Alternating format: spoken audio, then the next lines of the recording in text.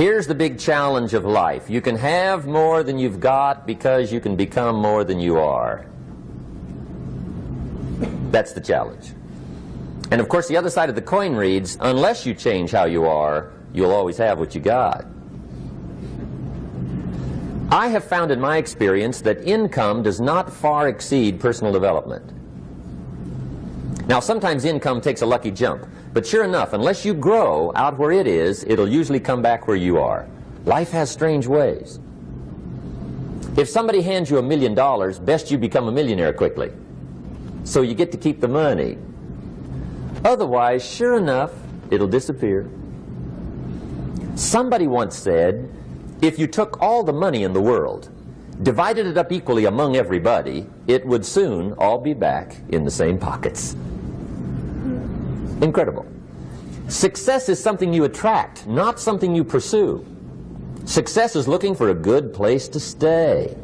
So instead of going after it, you work on yourself. Personal development. See, the major question to ask on the job is not what are you getting. The major question to ask on the job is what are you becoming? See, the big question is not what am I getting paid here. The big question is what am I becoming here? Because true happiness is not contained in what you get. Happiness is contained in what you become. So that's our major subject for tonight, personal development. Of all the assignments Mr. Schoaf gave me at age 25, this was probably the most difficult. In fact, I'm still working on this one. I think it's an unending challenge to see what you can become. The next subject is called Basic Laws. And it's good to study the basics. And I call these basics primarily because they come from the Bible. Now, I'm not a theologian or a minister, and that'll be apparent. But Mr. Schoaf taught me that the Bible was a good textbook for ideas and stories and success equations, how to live the better life. I found out that was true. He also taught me that the Bible is as practical as it is spiritual, and I found out that's true. If you look at your bank account and your income and you're not happy, there are several places in the Bible to check to see what the heck's wrong so you can make the changes. And we're going to cover some of those tonight, called basics. Okay. The next subject is my favorite, setting goals. Mr. Schoaf taught me how to set goals. What a favor that was. One morning at breakfast, shortly after I met him, he said, Jim, let me see your current list of goals and let's go over them and talk about them. He said, maybe that's the best way I can help you get a better direction started. And I said, I don't have a list. He said, well, is it out in the car or home somewhere? I said, no, sir. I don't have a list anywhere. He said, well, young man, that's where we got to start. He said, I can tell you right now, if you don't have a list of your goals with you, he said, I can guess your bank balance within a few $100s. Which he did. And that got my attention. I said, you mean my bank balance would change if I had a list of goals? He said, drastically. That day I became a willing student how to set goals. And sure enough, learning how to set goals changed my life. And I often wondered why no one had ever taught me how to set goals up until age 25. I went to high school, but if they offered it, I missed it. I went to college for a year, never heard it. I worked for Sears. Really. And to my knowledge, Sears never taught it. Right? How to set goals. So here I am, age 25, married, my family's starting, I've been to college, I'm working, and I still don't know how to set goals. But fortunately, when I was 25, I met the man who taught me how, and it revolutionized my whole life. Economically, socially, personally, it's incredible. So I want to share with you tonight what Mr. Schoaf shared with me, how to set goals. It can be a life changer. Okay. The next subject is the negative part of the seminar. Life is part negative, so we got to talk about the negative. And this subject is called diseases of attitude. Diseases of attitude. There's a lot of things that can wreck your chances to do well. We live in a rather dangerous world, so you got to be not only wise, you got to be careful. Now, attitude diseases are just as bad as physical diseases, right? High blood pressure, heart trouble. I mean, a lot of things will ace your chances to do well. So you've got to be careful. And attitude diseases are deadly. I mean, they'll destroy all the good things you start. Okay? So we'll go through those attitude diseases, how to spot them, how to look for them, what they are, and the cure. And I'm a pro on these because I've had them all, so I can give you excellent advice on these. Now, the last subject we're going to consider tonight is called the day that turns your life around.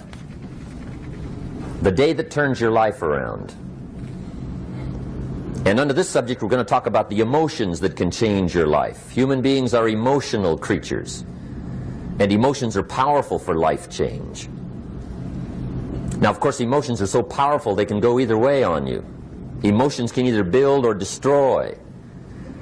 So you really have to employ emotions properly. We call civilization the intelligent management of human emotions. If you can intelligently apply your emotions in the right direction, no telling what can happen. Could turn your life around one day would be sufficient. So we'll talk about those. Okay. Now that's a lot to cover in one evening, but we'll keep at it here and see if we can't get it all done. I'd like to have you now jot down the theme of the seminar. Every seminar should have a theme, I guess. We've got one. It's on some of our literature if you happen to notice it, but if you didn't, for your notes, here it is. The theme of the seminar goes like this: the major key to your better future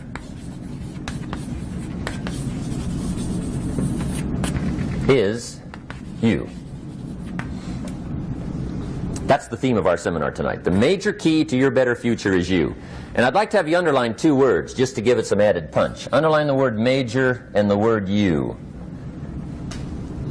so that it reads, the major key to your better future is you. Now, my first suggestion is transfer this to a card or something where you can put it up, where you can see it every day. Preferably put it up where you can see it at the beginning of the day, before you go off to put the day together.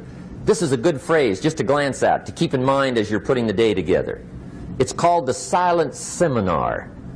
If you'll just let this talk to you during the day, I found it to be tremendously helpful. The major key to your better future is you.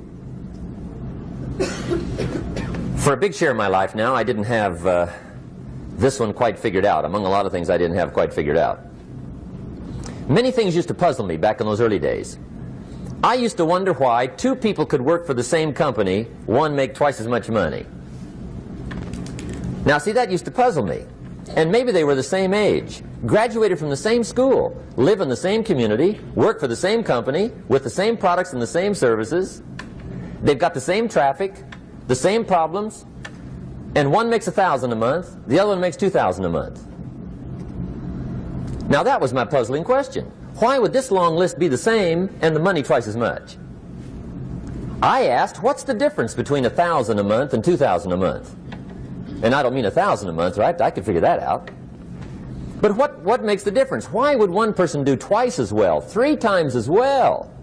Speaking economically. Now, I know there's more than one way to do well. I understand that. But in this little narrow area called compensation, what's the difference? Well, back then, with my faulty thinking, I'm trying to reason it out. I thought, well, maybe time makes some of the difference, right? Some people do better because they have more time. I used to say, Harold ought to be able to do well. He's got a lot of time. If I had all of Harold's time, I could do well. Now, that's got to be dumb, right? Number one, you can't get somebody else's time. A guy says to me one time, he says, you know, if I had some extra time, I could make some extra money. I said, then forget it. There isn't any extra time.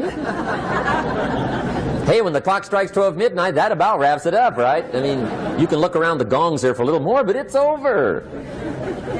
You say to the guy, what are you doing? He says, I'm looking for extra time. See, they'll come and take you away, right? There isn't any more time. Now, if you can't get more time, which you can't, what could you get more of that would make a difference in economic results? And here's the key word. Make it a part of your notes. We're going to consider it tonight. The word is value. And I have a little phrase for your notes. Value makes the difference in results. Value makes the difference. You can't get more time, but you can create more value. Now here's the first lesson of economics. Everybody should learn it from the time they're old enough to understand what a dollar means. How to earn one, how to get one, how to keep one, what to do with it. First lesson of economics. We primarily get paid for value. That's lesson one. Bringing value to the marketplace, that's how you get paid.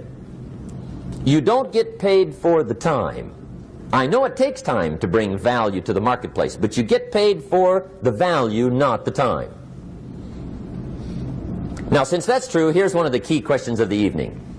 Is it possible to become twice as valuable at the marketplace and make twice as much money in the same time? Could you become 3 times as valuable? Make 3 times as much money in the same time? Is that possible?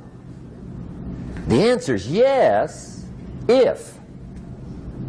And it's always if, right? Life is known as the big if. Harry Truman once said, life is iffy. How true. And here's the big if, we're going to consider it tonight. It's possible to do much better at the marketplace if you go to work primarily on yourself. And that's the theme of our seminar tonight. Learning to work primarily on yourself.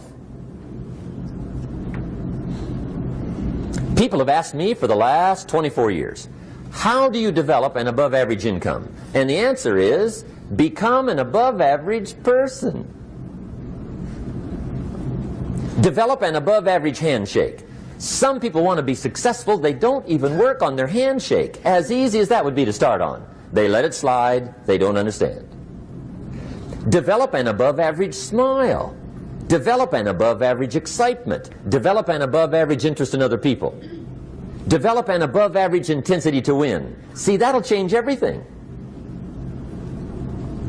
Probably one of the most frustrating experiences in life is looking for an above-average job with above-average pay without becoming an above-average person. It's called frustration.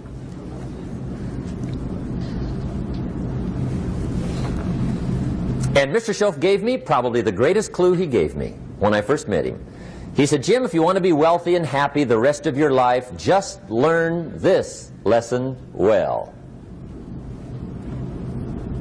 He said, learn to work harder on yourself than you do on your job.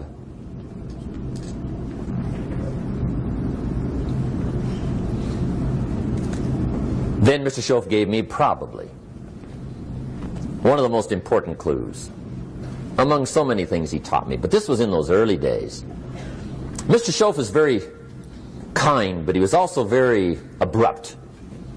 And he had these interesting questions to ask.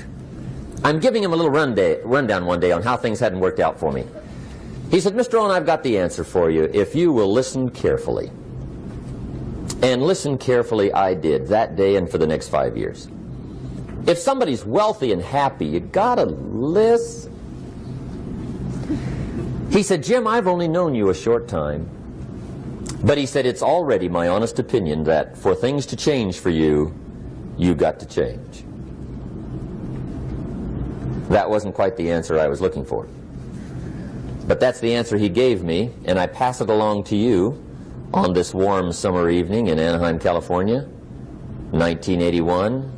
For things to change for you, you've got to change.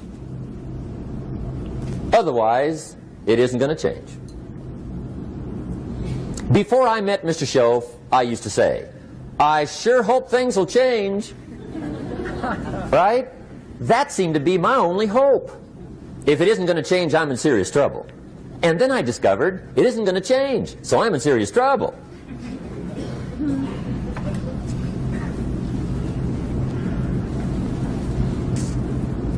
See, I can tell you what the 80s are going to be like. You have dropped into the right place. I did a seminar one time for Standard Oil executives and management in Honolulu. And we're having a conference one day on this big conference table. And one of them said to me, Mr. Rohn, you know some fairly important people halfway around the world. What do you think the 80s are going to be like? I said, gentlemen, I do know the right people. I can tell you. So they all listened very carefully. And I said, gentlemen, based on my wide experience, I can really honestly say to you, in my opinion, in the 80s, it's going to be about like it's always been. Aren't you glad you came? That's inside. I don't pass that around just everywhere. Now, of course, I said that to make a point, but I also said it because it's accurate. It's going to be about like it's always been. It isn't going to change. The tide comes in, and then what? It goes out. For 6,500 years that we know of, recorded history, and probably long before that. So it is not going to change. It gets light, and then what? It turns dark. 6,500 years. See, it's not likely to change. And we're not to be startled by that. And if the sun goes down, the guy says, what's happened, what's happened? It means he hasn't been here long, I guess, right? It always goes down about this time. The guy says, well, I don't like that arrangement. Well, you got to talk to somebody besides me, right? It gets light, then it turns dark. In rotation, the next season after fall is what? Winter. Pray tell, how often does winter follow fall? Every year regularly for the last 6,500 that we know of. See, it is not going to change.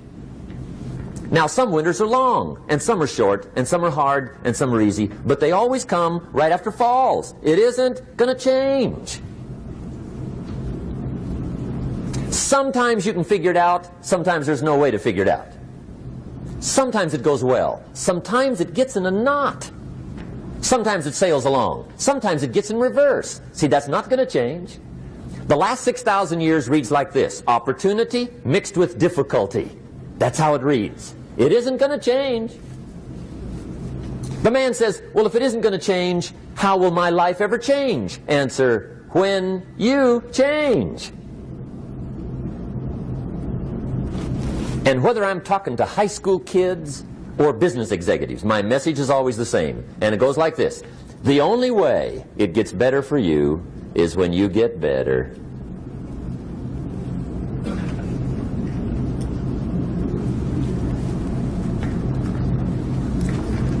Let me give you the 4 major lessons in life to learn. Here's 4 majors. It's good to study the majors. In our weekend seminar we teach. Some people don't do well because they major in minor things. You've got to be on the lookout. At the end of every week, end of every month, you've got to check, make sure you're not spending major time on minor things. Okay, we go through that whole series. Majors and minors. Now, let me give you 2 phrases before we get to the 4 majors. This will set it up and you'll see where I'm going. 2 key phrases for your notes. Here's the first one. Life and business is like the changing seasons. That's the first phrase. Life and business is like the changing seasons. One of the best ways to describe life, it's like the seasons. Frank Sinatra sings, life is like the seasons. Now here's the second phrase. Very important. You cannot change the seasons, but you can change yourself. You can't change the seasons, but you can change yourself. And see, that's how life gets better for you, not by chance, but by change. Now, here's the 4 major lessons in life to learn. I've got my first book finished. Came out a couple of weeks ago. This is in it. The 4 major lessons in life to learn. Here they are. Number 1, learn how to handle the winters. That's lesson 1. They come right after falls with regularity. Some are long and some are short and some are hard and some are easy, but they keep coming. You must learn to handle the nights. They come right after days. You must learn to handle difficulty. It comes right after opportunity. You must learn to handle recessions. They always follow progressions. For the last 6,000. See, it isn't going to change. The lesson you must learn is how to handle it. And there's all kinds of winters, right? The winter when you can't figure it out. The winter when it all goes smash. The winter when it turns belly up. The winter when it won't work, when you've run out of money and you've got a broken heart. See, those are winter times. There's all kinds. Economic winters, social winters, personal winters. When your heart is smashed in 1,000 pieces and the nights are unusually long, your prayers seem to go no higher than your head. It's wintertime. Barbara Streisand sings, "It used to be so natural to talk about forever, but used to be's don't count anymore. They just lay on the floor till we sweep them away. You don't sing me love songs, and you don't say you need me, and you don't bring me flowers anymore." A song of winter. But see, the disappointments come. Those are normal. That's part of life. But the question is, how do you handle it? How do you handle the coming winters and the disappointments and the down times? Well, you can't get rid of January by tearing it off the calendar. But here's what you can do. You can get stronger, you can get wiser, and you can get better. The winters won't change, but you can. And that's how life changes for you. See, before I understood, when it was winter, I used to wish it was summer. I didn't understand. When it was hard, I used to wish it was easy. I didn't know. And then Mr. Schoaf gave me a part of his very unique philosophy when he said, "Don't wish it was easier, wish you were better." See, that triggered my whole life change. Don't wish for less problems, wish for more skills. Don't wish for less challenge, wish for more wisdom. That's the key. So that's lesson 1, learn how to handle the winters. Here's lesson 2, learn how to take advantage of the spring. That's the second one. Spring is called opportunity. And spring follows winter. What a great place for it. If you were going to put it somewhere, that'd be the place to put it, right after winter. And pray tell, how often does spring follow winter? Every year with regularity, 6,000. You can almost count on it. See, opportunity always comes. Days follow nights. Isn't that terrific? Opportunity follows difficulty. But here's what you must learn to do. Underline these 2 words in that key phrase. Take advantage. Underline those 2. You must learn to take advantage of the spring. See, just because spring rolls around is no sign you're going to look good come fall. You got to do something with it. In fact, you have to get good at one of 2 things in life. Planting in the spring or begging in the fall. Or get somebody to do it for you. See, those are about the only alternatives. Now here's what else you must do. Take advantage of the springs quickly, because there's only a few. Just a handful of springs have been handed to each of us. They don't come forever. Life is fairly brief. So you got to read every book you can get your hands on what to do with your springs while they're here. And take advantage, they soon run out. The Beatles wrote, "Life is so short." And for John Lennon, it was extra short. But life is brief. Elton John sings, "She lived her life like a candle in the wind." It's brief. So whatever you're going to do with your life, you got to get at it. Don't just let the springs pass. Here's the third major lesson in life to learn. Learn how to protect your crops all summer. You got to take care of what you start. Sure enough, as soon as you've planted your garden in the spring, the busy bugs and the noxious weeds are out to take it. And here's the next bit of truth. They will take it unless you prevent it. And that's the third major skill to learn. You've got to learn to prevent the intruder from taking all the good you start. It's one of the challenges.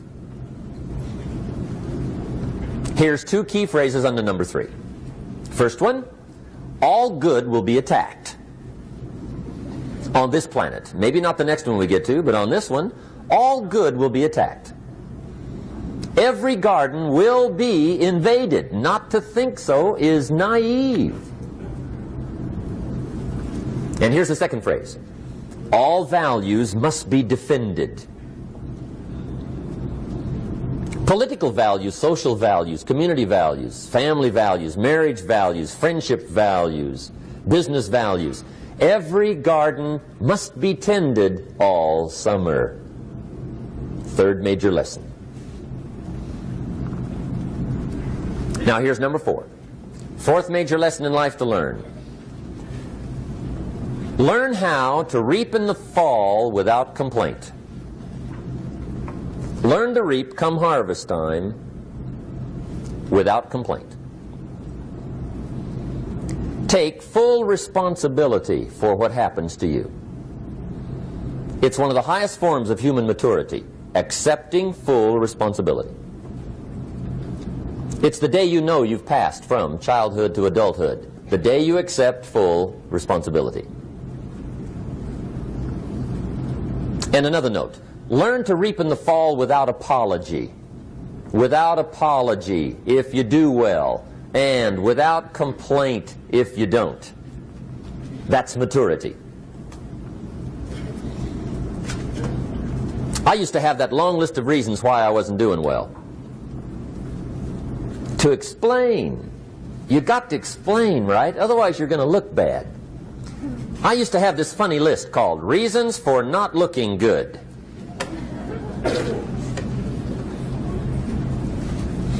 I used to blame the government. I mean, you can believe that or not. It was at the top of my list. I had a lecture second to none. The government. That was on my list. I used to blame taxes. Look what you got left after they take everything. And they expect you to do well. That was on my list there. Prices, that one's easy, right? You walk into the supermarket with $20, come out with a little half bag. So I had that on my list. I used to blame the weather. I blamed the traffic. I used to blame my car. I blamed the manufacturers. I used to blame the company. I blamed company policy.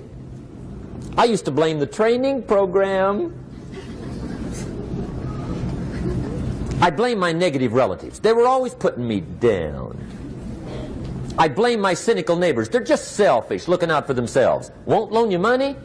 They were on my list.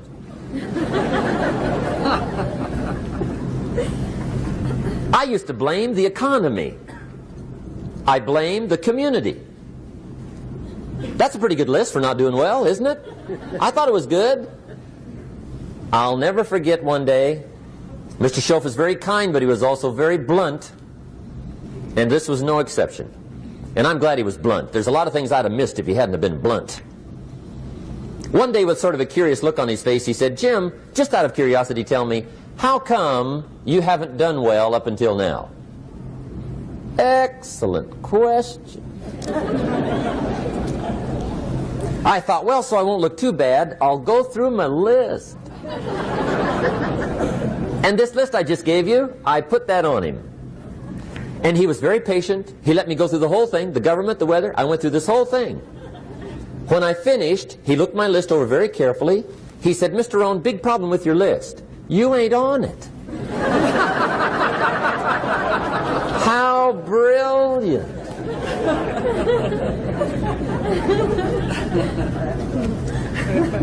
When I went to work for him a few months later, I learned very quickly to tear up my list, reasons for not doing well, and I threw it away.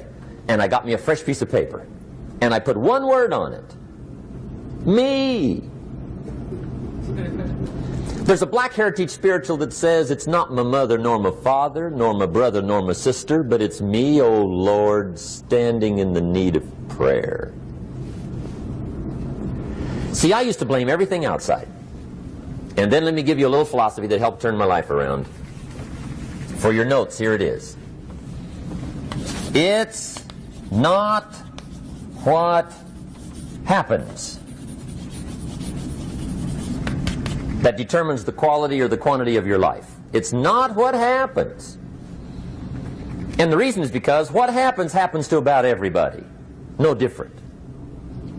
The sun went down on all of us last night. A common event, a happening. And I found out that the same things can happen to two different people. One gets rich and one stays poor. Why is that? It's because it's not what happens, but rather it's what you do that changes everything.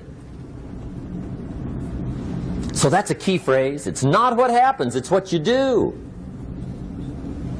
What happens is about the same. You might put that in parentheses here. Same. What people do, that's what's different. Anything can happen, right? Everything can happen. I've heard all the stories. I've been one of the stories. Hey, we could all tell stories all night long, right? Happenings. Anything can happen. Have you heard of Murphy's Laws? Anybody here heard of Murphy's Laws? Okay, most of you have. Murph had these laws. One of them was, if anything can go wrong, it will. That's one of Murphy's Laws. He was not one of the great positive speakers of the day. But anyway, it's still true though, right? Anything can go wrong, everything can go wrong. For sure.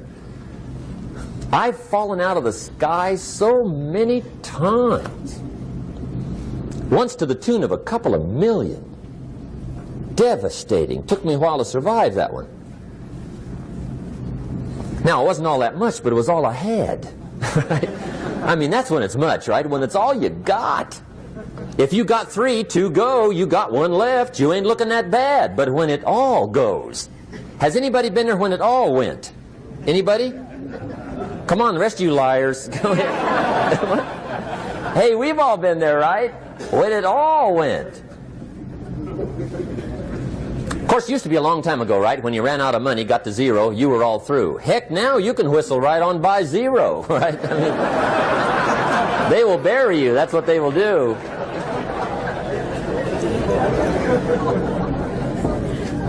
But see, those are the happenings, right? Everything can happen. Anything can happen. But it's not the happenings. It's what you do about it. Somebody says, yeah, but you don't understand the disappointments I've had. Come on. Everybody's had their share. Disappointments are not special gifts reserved for the poor. Everybody has them. The difference is what you do about them. It's not the weather. I used to blame the weather, and I discovered it rains on the rich. So see, that won't help. 2 men wake up one morning, there's a rainstorm on. One of them looks out his window, sees the rainstorm, and he says, wow, what a storm. With weather like this, they can't expect you to go out and make sales. He stays home. Same morning, the other guy looks out his window, sees the same storm, says, wow, what a storm. But he says, you know what, with weather like this, what a great day to go out and make sales. Most everybody will probably be home. Especially the salesman.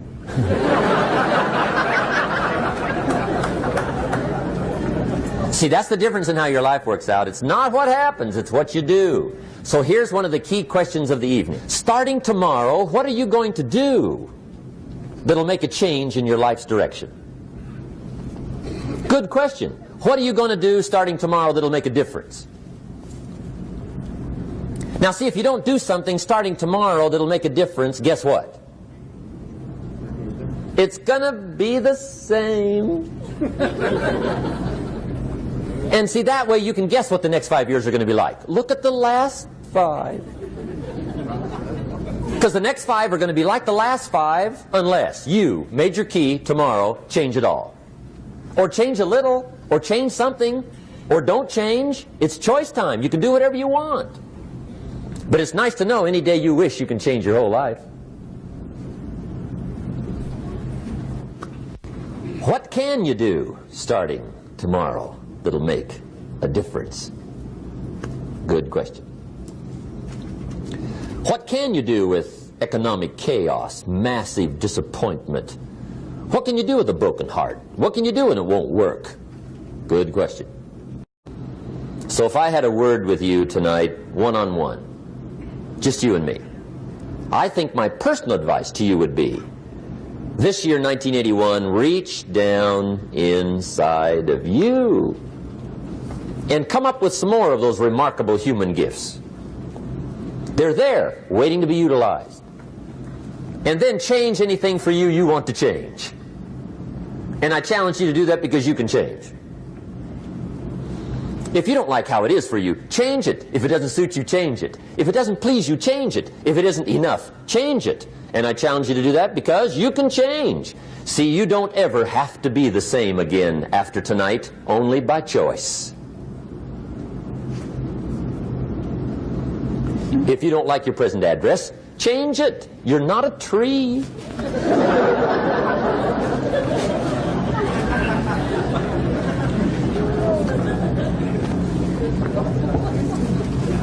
Now, let me give you 3 steps to personal development. Let's get down to the nitty-gritty. What does it take to really make the changes starting tomorrow? It takes more than philosophical pronouncement. I know that. It also takes more than enthusiasm. I know we're hearing a lot about enthusiasm these days, but see, that just won't do the job. We're still hearing the old cliches of the 30s, right? To be enthusiastic, you must act enthusiastic. But see, that's not going to help. After you have leaped about, there are some things you got to do, or it isn't going to change. See, you can get all excited about lifting 200 pounds till you get to the gym. And then you need a new excitement. And the new excitement is called discipline. Major step to human progress. Discipline. If there's one thing to get excited over, that's it. Get excited over your ability to make yourself do the necessary things. What could you make yourself do starting tomorrow that would change it all? No! Tell him. Now, see, that's exciting. On any given day, you can massively change the direction of your life. Murder is a clear example that any one person on any given day can forever alter the course of their life. It just happens to be a negative act. But just as sure as you can commit a negative act, you can also commit a positive act and forever alter your life, whenever you wish. Now that's exciting. And whatever that act might be that changes your life. The guy finally takes a shotgun to his car and blows out every window, destroys every tire, puts 100 rounds in this shabby old thing. And he says, I have driven this embarrassing thing for the last time. And not only will I never drive it again, nobody else will ever drive it again. And he lets that shuddering thing stand there for a while as a monument to the day he said, today my life changes. Now who can do that? Anybody. When can you do it? Whatever day you pick.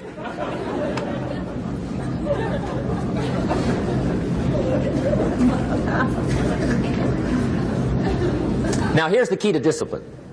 Start with the little disciplines, get excited over the little disciplines, and get right on those, because those will lead to the big ones. You can't handle the big challenges in life unless you take on the little ones. Make a list of all the things you can do, get right on those, discipline yourself for those, both for the results and for the muscle and for the practice, so that when life hands you some big challenges, you'll be ready, you'll have the muscle. But see, if you don't handle the small ones, you can't take care of the big ones. Okay, here's what else it takes for life change. Self-motivation. Key phrase, self-motivation. I don't know why we call it self-motivation. It's really the only kind there is. You've got to motivate yourself. Because I found out you can't change people. They can change themselves, but you can't change them. Lord knows some I've tried. But see, it won't work. People have to change themselves. I learned some of those lessons early. I built a little sales organization way back in those early days. I'm 25. And I had some nice people. I said, I'm going to make these people successful if it kills me. I almost died, right? I mean, you can't do that.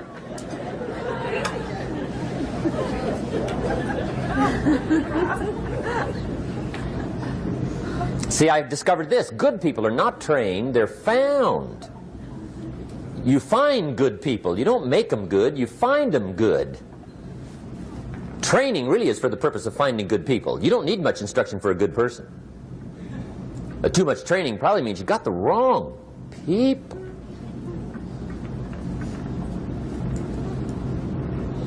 So you got to find the right people. That's the key to getting a good job done. One of the major things we learn in management, lesson 1, don't send your ducks to Eagle School.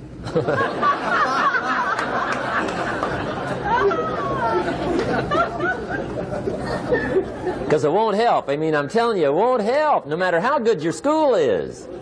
And the little eagle badge and little eagle hat, I'm telling you, it won't help. It won't help. You can tell whether your school's done any good, right, is when it's over, right? The duck goes for his first rabbit and makes him a friend. You say, no, no, no. Anyway, so it takes self-motivation to really alter your life. And you don't want to give self-motivation away to somebody else and make it somebody else motivating you. The guy says, boy, if somebody just come by and turn me on. What if they don't show up, right? See, you got to have a better plan for your life. Okay.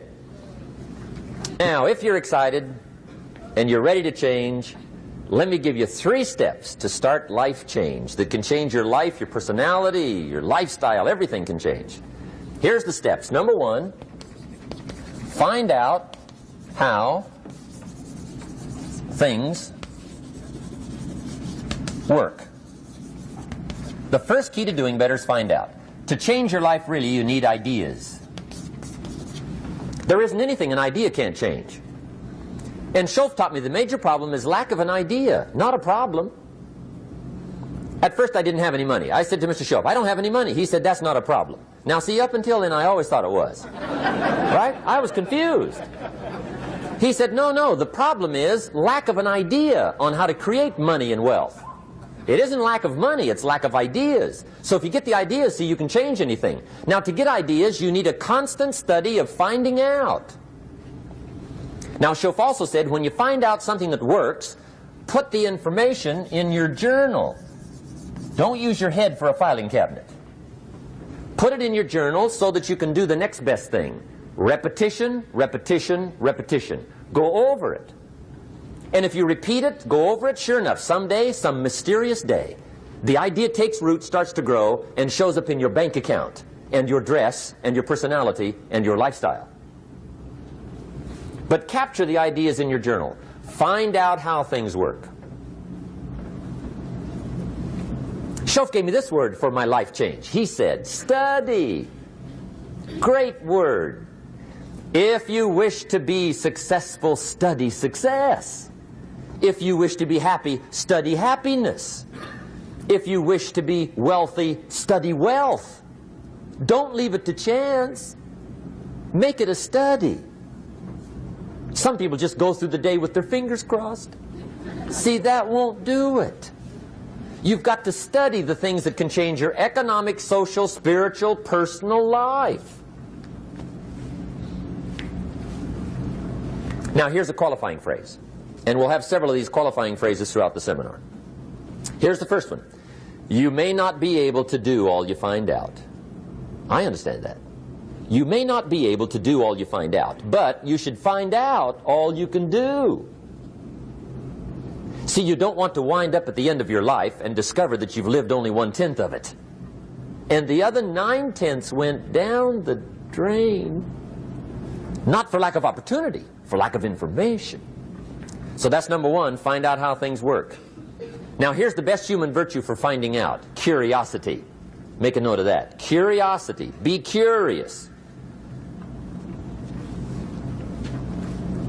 You might add a word to it that'll help. Childish curiosity.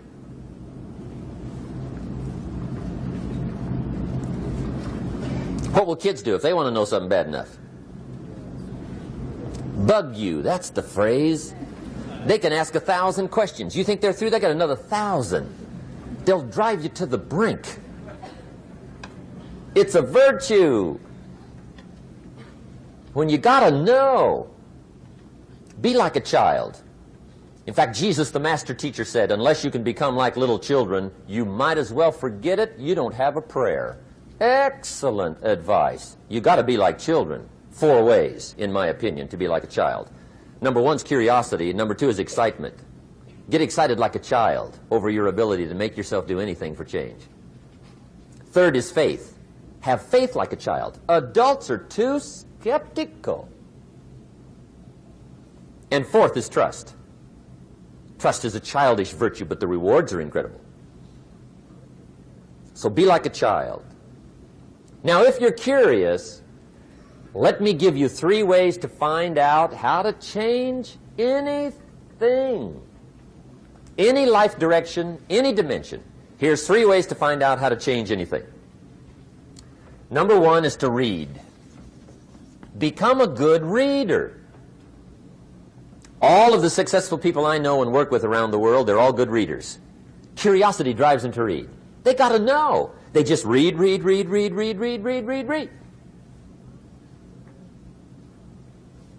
Become a good reader. Now, that's my opinion. Listen to the other lecturers, and listen to me, and make up your own mind. Don't be a follower. Be a student.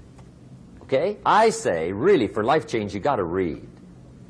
One way to learn is from your own experiences, but another way to learn is from other people's experiences. See, one book might save you 5 years if you read it. Did you know there's books on how to be stronger, more decisive, be a speaker, be a leader, have a better effect on other people, develop your personality? Did you know there's books on that? And people don't read them? How would you explain that? And they can read. Did you know that hundreds of successful people have written their stories in books and they wrote down how they did it and people don't read it? How would you explain that? The guy's busy, I guess. You know, you get tied up. The guy says, well, yeah, you work where I work. By the time you struggle home, it's late. You got to eat a bite of supper, watch a little TV, get to bed. You can't sit up half the night reading. And the guy's behind on his car payment. Good worker, hard worker, sincere. But you got to be better than sincere and work hard. Otherwise, at the end of your life, you'll wind up cold, stony broke. You got to be better than a good worker. You got to be a good reader. The whole world is governed by laws. The universe, in fact. Laws. We call it the law of electricity. We call it the law of gravity. There's mathematical laws. There's physical laws. Speed and velocity laws. Agricultural laws. There's all kinds of laws. Now that we find ourselves on the spinning planet, you just have to learn what I call the setup. Learn the setup. Life's setup. Now, we didn't set it up, but we're here, so you got to learn it. And we should learn the setup for 2 basic reasons. Number 1, to keep from getting hurt. It's one of the major reasons for learning, so you won't get hurt. See, economically, socially, personally, you can get hurt just not knowing. Ignorance is not bliss. Ignorance is poverty. Ignorance is tragedy. You got to know, or you're going to get hurt. It's good to know not to walk out the 10-story window. That's excellent information. Now, what if a guy didn't know and he walks out? Now he's dead at the bottom. Somebody says, well, the poor guy didn't know. You got to know, or you're going to get hurt. Okay. Now, here's a parenthesis. You don't have to like the setup. I don't ask you to like how it is. That's not what's important. But it is important to learn how it is. Okay? So you don't have to like it, but you should learn it. That's what I tell the kids, right? Make sure you get the information.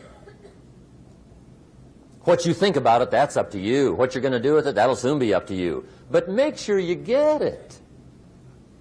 See, there's nothing worse than being stupid. Nothing.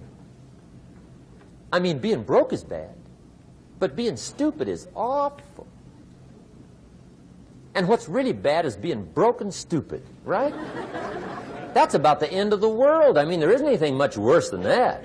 Unless you're sick. Sick, broken, stupid. I mean, that is it, right? There's nowhere else to go. So make sure you get the information. It's key. You don't have to like it, but learn it. If this big monstrous thing lifts up in the sky, hangs there for a little while, cuts loose, comes crashing down, boom, shakes the ground for 5 miles. And then this big monstrous thing lifts back up in the sky, hangs there for a little while, cuts loose again, comes crashing down, boom, shakes the ground for 5 miles. It just keeps doing it, this big monstrous thing, lifting up and then crashing down, boom. Now, you might come along one day and say, that's got to be a stupid arrangement, which is okay. You're entitled to your opinion. But the first thing you should learn to do is get out from under it, right? That's number one. You might have a great moral argument. You might want to shake your finger at the sky, but do it from over there, right, so you don't get smashed. It's called your basic smart. So number one, learn so you won't get hurt. Whether you like it or not, learn. Now here's the second reason for learning, the setup, to benefit. It's called the plus of life. And that's what life is, right? Both minus and plus. The minus is tragedy, heartache, misery, failure, unhappiness. But life is also happiness, prosperity, good feelings. So here's the key. Learn to get on the good side of the way things work.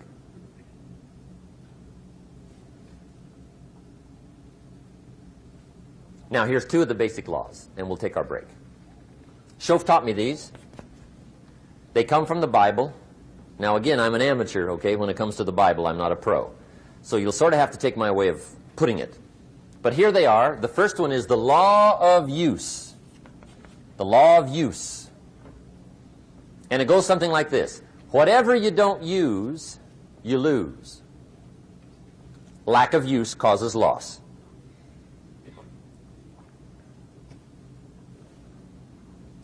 On this planet, maybe not the next one, but on this one, if you tie your arm to your body, leave it there long enough, you'll never use it again.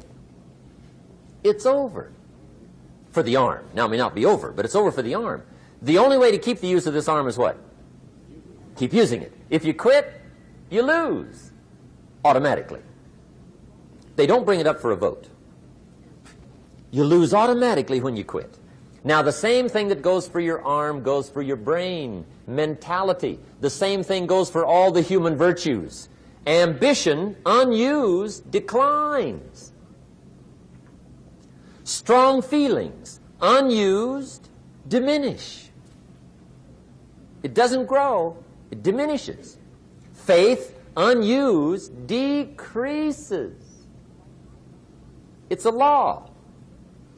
Vitality unused diminishes. Energy unused decreases. The guy says, well, I'm going to save up my energy. You can't do that. That's like trying to save today, put it on the end of the year. See, you can't do that. They'll come take you away. If you don't use today, what? It's lost. The guy says, well, I'll work twice as hard tomorrow to make up for it. See, that's foolish. You could have done that anyway. Today unused is lost.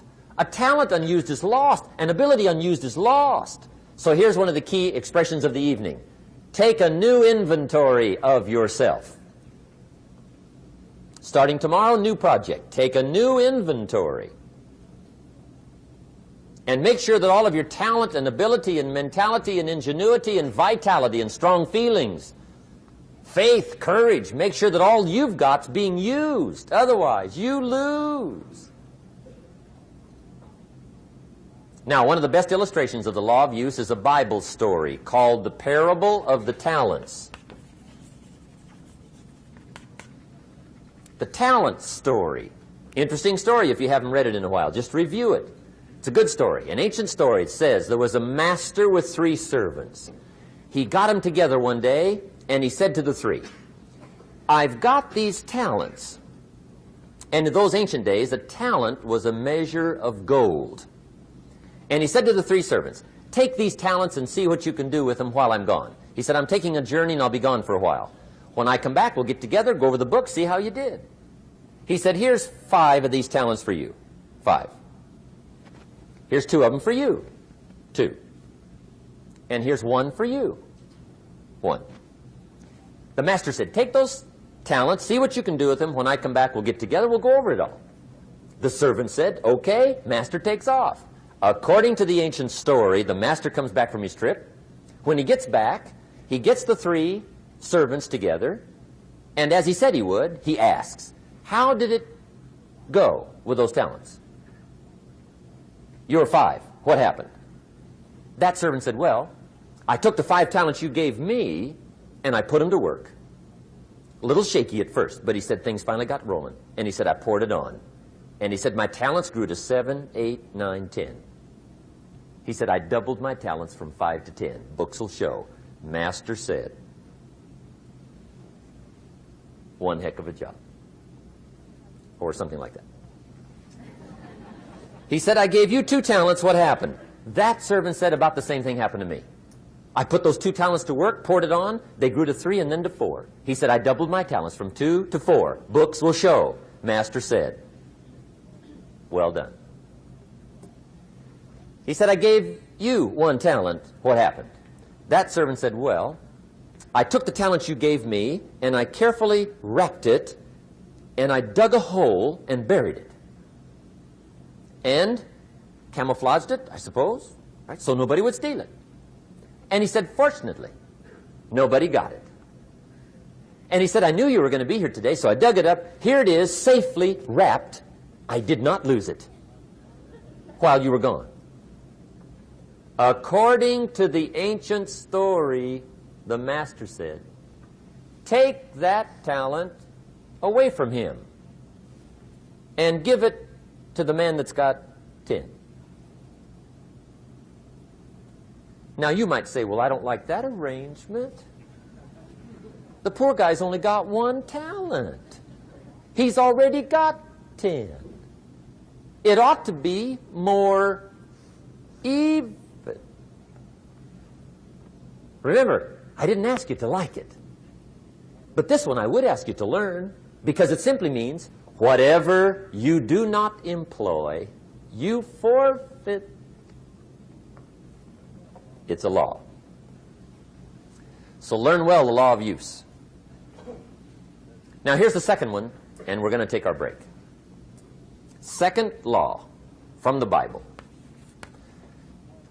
This one we've heard since we were small, I'm sure. It's called the law of sowing and reaping. In fact, we've probably heard it so often we could quote it. It says, whatever you sow, what? You shall reap. Fairly blunt, hopefully clear. Here's my first suggestion on the law of sowing and reaping. Don't try to beat it. You might as well try sitting on the sun in the morning. Keep it from coming up. You'll have better luck. Whatever you sow, you reap. Now, for a fair share of my life, I'm a bit mixed up on how all this applies. Among a lot of things I was mixed up on. I knew I wasn't reaping too good. That I understood. My problem was I was confused about what was causing it. Remember me with the funny list? I thought those are the reasons why it isn't working out well. And then Mr. Schoaf gave me the clue that helped me figure it all out. He said, Mr. Ron, I have another answer for you. There's another way to quote this law that'll show you where the problem is so you can go to work on it right away. All you need to know is where the problem is. Then you can go to work on it. So he quoted me the law another way, and I found out what my problem was. Here's the way you quote the law. Whatever you reap is what you've sown. Now I knew what my problem was. Whatever you reap is what you've sown. If you don't like the crop, who do you look up? Answer, whoever planted it. And where do you find who planted your crop? Answer, in the mirror. What I finally learned to do come fall was to go to the mirror. That's where you go. And if necessary, you say, a few skinny carrots? I got to be unimpressed. Where were you last spring? Asleep. Didn't you read the books? Did you break your hoe? Let me give you 7 key points to the law of sowing and reaping. Let's tick right down through the list of 7, and it'll be break time. 7 points to sowing and reaping. Here's part of the philosophy that really helped me to make some changes in life direction. Number 1, the law of sowing and reaping is negative. That's number 1, which simply means if you sow bad, you reap bad. Now, this is kind of 3rd grade, but it doesn't hurt to go over the basics. If you plant thistle seeds, you don't get pumpkins. Honest, no use looking for pumpkins. John says, how come no pumpkins? Come on, John. The law's negative. That's how come. Now, here's number 2. The law's positive, which simply means if you sow good, you reap good. If you plant pumpkin seeds, you don't get thistles. Not from pumpkin seeds. Mother Nature won't pull tricks on you over in the corner snickering, pushing you thistles and you planting pumpkin seeds. She won't do that. You will get pumpkins from pumpkin seeds, and the reason is because the law is positive. Now, here's number 3. I got excited when I found out the full dimension of this. See, you do not reap what you sow, but rather, you always reap much more than what you sow. So the 3rd key word is more. You don't get back what you put out. You get back much more than what you put out. And it works both positive and negative. On the negative side, it said, if you sow to the wind, you reap the whirlwind. So you've got to get ready for that, or you will be naive. See, anybody can, whether you will or not. See, that's the question. And here's a good question to ask. We are all buying somebody's plan. The question is, whose? Who's got you talked into doing what you're doing? Who's got you talked into your present plan? See, 10 years from now, you will surely arrive. The question is, where? But see, anybody, if you want to, can go searching for a good plan, pick it, and start working it. And sure enough, as the time passes, as it surely will 5 years from now, 10 years from now, then you'll be winding up wearing what you want to wear, driving what you want to drive, living where you want to live, become what you want to become. But now's the time to fix the next 10 years. And who can? Anybody. Here's number 6. The 6th key to sowing and reaping. This is leveling with you now, as we promised to do. There's one thing better than the truth, and that's the whole truth. And here's part of the whole truth of the law of sowing and reaping. Number 6 is, you could lose. There are times when you just lose, no matter what you do. It's that kind of planet. You reap what you sow, yes, but... What does that mean, yes, but? Well, the farmer plants his crop in the spring, takes care of it all summer, loves his family, works 10, 12 hours a day, 6, 7 days a week, is an honorable man. Come fall, he's got a beautiful crop, and he deserves every bit of it. But the day before he sends the combines into the field, a hailstorm comes along and beats it all in the ground, which means you lose.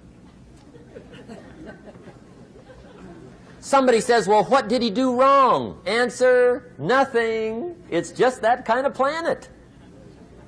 Sometimes it's going to hail on your crop and rain on your parade, so you got to get ready for that or you will be naive. That's just part of the life arrangement. And don't press me why. I was not in on some of the original decisions here, so I don't know how it got set up. But there's just times, sometimes you lose. That's part of life. But now here's number 7. The 7th key to sowing and reaping. And it goes like this. It's just another way to quote the same law. And it goes like this. If you don't sow, that's just another way to quote the law. If you don't sow, what? You don't reap. You don't even have a chance. So if you looked at your game plan tomorrow, you might come to the quick conclusion, I got to get some sowing going. How true. Get you some sowing going. And remember, you've got plenty of time. You've got all the time there is. Some people spend enough TV time to make a fortune. The latest article on television watching in this country, according to the latest article, the average television is on in this country in every household 7 hours a day, called the Big 7. I asked a guy one time what his TV cost. He said about $450. I said, you forgot to look at the price tag. He said, what do you mean? I knew he was a TV watcher. I said, that television costs you, in my opinion, at least $12,000 a year. To watch it, not to own it. Owning it's cheap. Watching it is what's expensive. And I said, hey, $12,000 a year is too much to pay to watch TV. That's too much. Pay a little, but not $12,000. And he's the guy that said, I hope pay TV never comes.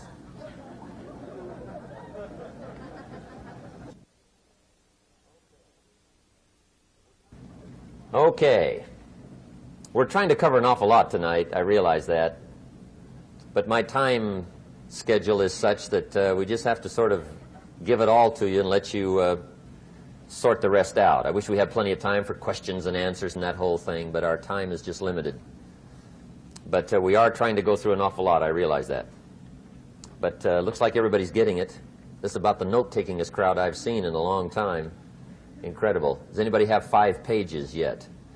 Anybody? Oh, fantastic. Incredible. Okay.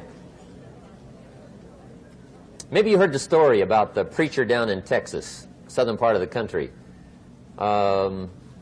He was an evangelist back in the horse and buggy days. And he was very good at being an evangelist, and a lot of people used to come and hear him preach. And one day he put up his tent in one of these Texas towns and expected a big crowd as usual, come hear him preach. And he got there, first night of the tent revival, walked in. 7:30, time to start. And to his surprise, the tent was empty. He thought, well, something must be drastically wrong. So he waited till 7:45, nobody showed up. 8 o'clock, zip. Finally, 8:15, one lone cowboy wandered up on his horse, tied his horse up outside, came in, sat down on the front bench, right, waiting for something to happen. The preacher thought, well, at least I better go down and talk to the cowboy. So he walks down, talks to the cowboy, and he says, Cowboy, I'm the preacher. And he said, I don't know what to tell you. Something's gone wrong. He said, this tent was supposed to be full of people. He said, I'm embarrassed. He said, you're the only one that showed up. And he said, I really don't know what to do. And the cowboy said, well, I'm not a preacher, so I really can't tell you what to do. You know, he said, I'm just a cowboy.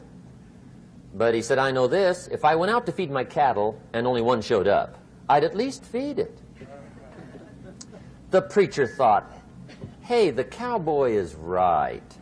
If you've got a good idea to share, you should share it, if there's 1 or 1,000. So he got kind of inspired by this conversation, and he jumped up on the platform and started to preach, as if the tent was full of people, just exploded. And he went for an hour and 15 minutes, just kept rolling. Finally, he quit. And when he finished, he came down off the platform, talked to the cowboy again. He says, well, cowboy, what did you think of my sermon? And the cowboy said, well, I'm not a preacher, so I really can't tell. You know, he said, I'm just a cowboy. But he said, I know this. If I went out to feed my cattle and only one showed up, I'd feed it, but I wouldn't dump the whole load on it.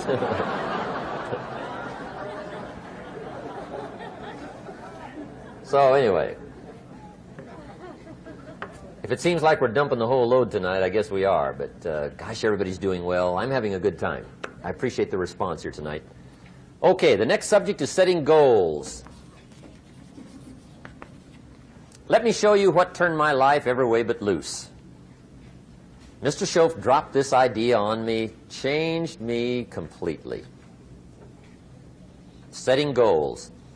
Here's what can easily happen if you don't set goals. It's easy to let life deteriorate into making a living instead of designing a life. And we all have a choice. Make a living or design a life. It's easy to get trapped by economic necessity and settle for existence rather than substance. That's easy. But the best advice I can give you on how to break out of that trap is to learn how to set goals. Mr. Schoaf put it to me this way. He said, Jim, if you had enough reasons, you could do the most incredible things. I never forgot how he put that. If you have enough reasons. See, reasons will change your whole life.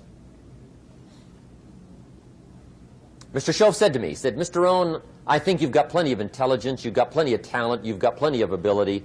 Probably what you lack is plenty of reasons. He said, I don't think your current bank balance is a true indication of your level of intelligence. I was happy to hear that.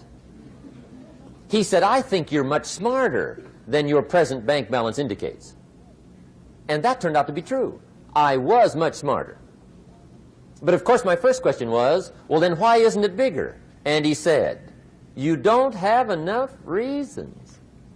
You've got enough intelligence, but not enough reasons. So see, reasons can change your life. Here's what else I found out. Reasons come first, answers come second. You don't get the answers to do well till you get the reasons. Life has a mysterious way of hanging on to all the answers and only gives them up to the people that are inspired by reasons. So reasons make the difference in how your life works out. Now, what are some of the reasons for doing well? Let's go through a quick list called Reasons for Doing Well. First is personal reasons. Some people do well for recognition. Some people do well for respect. Some people do well for the way it makes them feel. They love the feeling of being a winner. Those are good reasons. I have some millionaire friends that keep working 10, 12 hours a day, making more millions. And it's not because they need the money.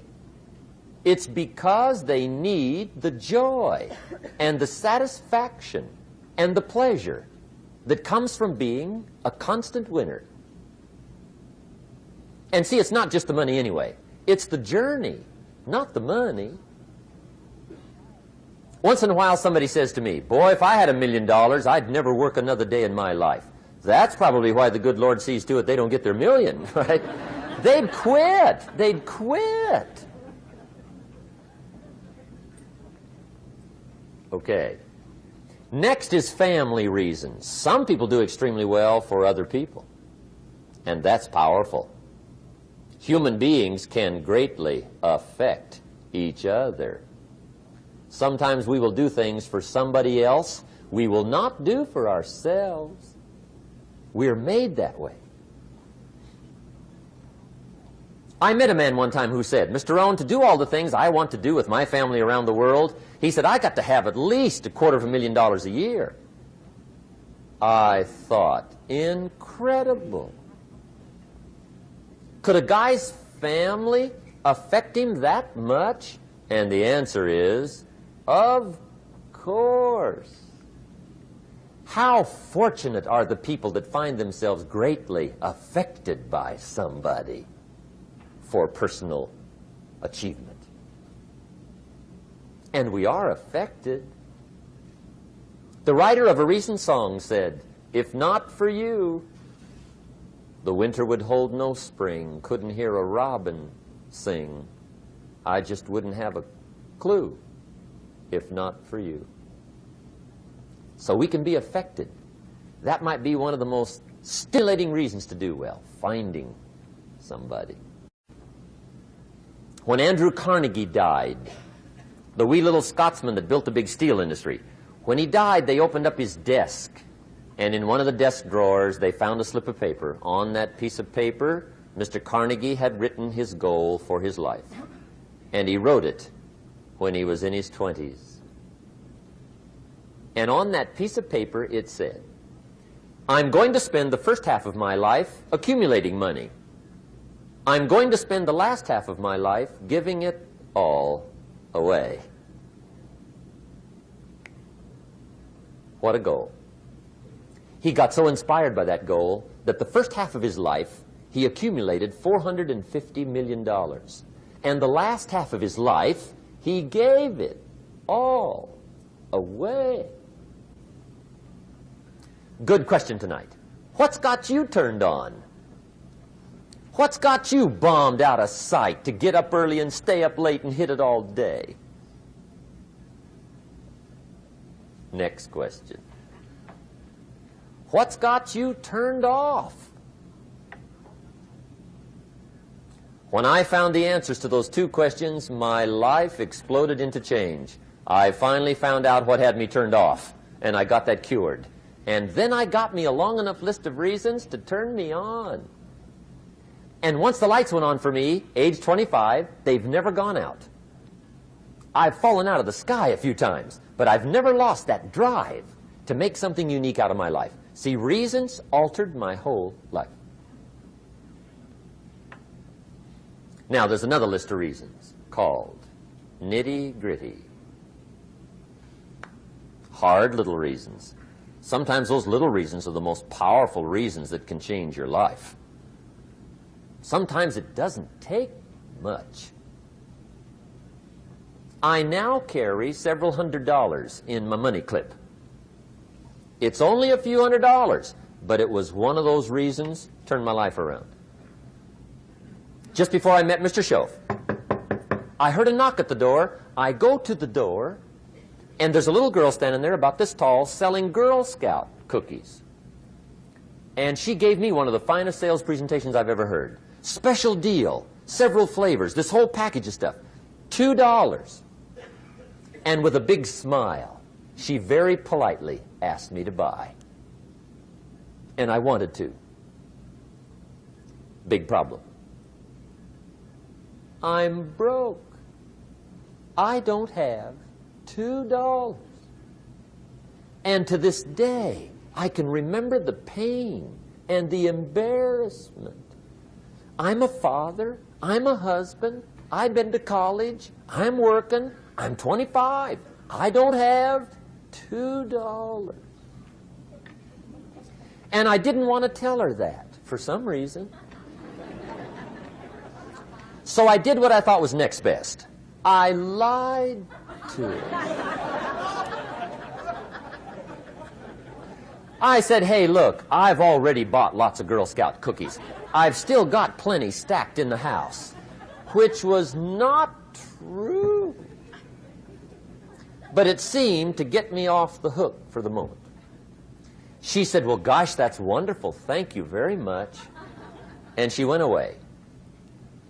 When she left, I closed the door, and that was the day I said to myself, I don't want to live like this anymore. I've had it with lying, and I've had it with being broke. I'm never going to let this happen to me ever again. I promised that day I would work as hard as possible and would always carry plenty. It took me a little while, but now I do. It was one of those reasons. And I guess I carry plenty for two reasons. One is the way it makes me feel, but also in case I bump into another Girl Scout selling cookies. right? I'm ready.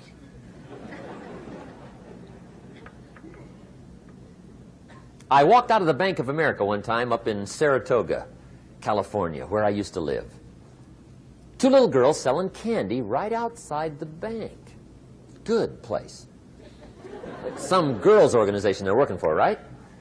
I come walking out of the bank. This first little girl walks up to me. She said, "Mister, would you like to buy some candy?" I said, "I probably would." "What kind is it?" She said, "It's almond roca." I said, "My gosh, that's my favorite." She said, "Wonderful." I said, "How much is it?" She said, "It's just $2. I thought, incredible. I said, "How many boxes of that candy have you got?" She said, 5. And her little friend was standing there. She was selling candy too. I said, "How many boxes have you got?" She said, "I've got 4. I said, "That's 9. I'll take them all." They said, "Really?" I said, "Yeah, it's my favorite. I've got some friends. I'll pass them around." They got so excited, put all this candy together. I reached in my pocket, gave them the $18. When I've got the candy and they've got the money, that first little girl looks up at me. She says, "Mister, you are really something." How about that? Can you imagine only spending $18 and have somebody look at you in the face and say, "You are really something"? Now you know why I carry heavy, right? I'm not going to miss anymore. It was just one of those reasons. Helped to change my life. One of my nitty-gritty reasons was budget finance. Budget finance used to grind my soul. Way back in those early days, I had fallen for one of those consolidation loans, where you take all your little hard-to-pay bills, put them into one big impossible-to-pay bill, right?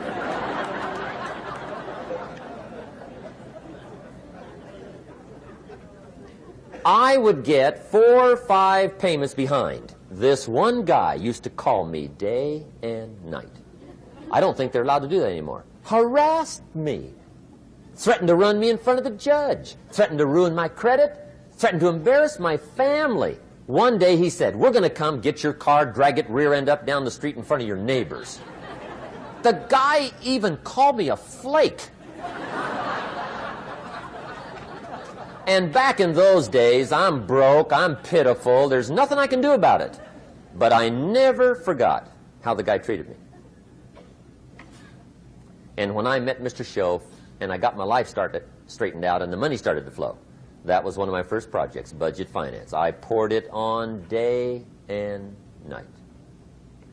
I finally put all the money together I owed him, which was considerable. I picked a day for the payoff. And when the payoff day came, I put the money in small bills in a big briefcase. And I walked into the budget finance office on Wilshire Boulevard in Los Angeles. The guy who harassed me so often, his desk was about 3 back. I walked right up to his desk, startled him. He wondered what I was doing there. It was the first time I'd been there since I'd borrowed the money, right? Without saying a word, I opened up this briefcase, dumped this pile of money all over his desk. I said, "Count it. It's all there. I will never be back." And I turned around and stormed out. Now, that might not be noble, but if you haven't tried it, you've got to one time.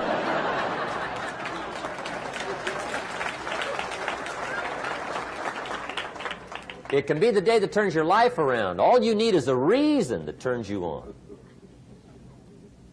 One of my dear friends, Robert Depew, Bobby used to be a school teacher in Lindsay, olive capital of the world. Bobby taught school several years, got a little weary teaching school. One day decided he wanted to get into sales. So without telling anybody, he just up and quit his job teaching school and jumped into sales. When he did, his brother made fun of him, laughed at him, put him down, said Robert's lost his mind. Had a good job teaching school. Now he thinks he's a salesman. He's going to go down the drain, lose everything. Just put him down something fierce. Bobby said, the way my brother acted when I got into sales, he said that made me so mad. I decided to get rich. And my question for you tonight is it possible to get that mad? Of course. Wealth is not a matter of intelligence. It's a matter of inspiration. Today, Robert happens to be one of my millionaire friends. Bobby's rich.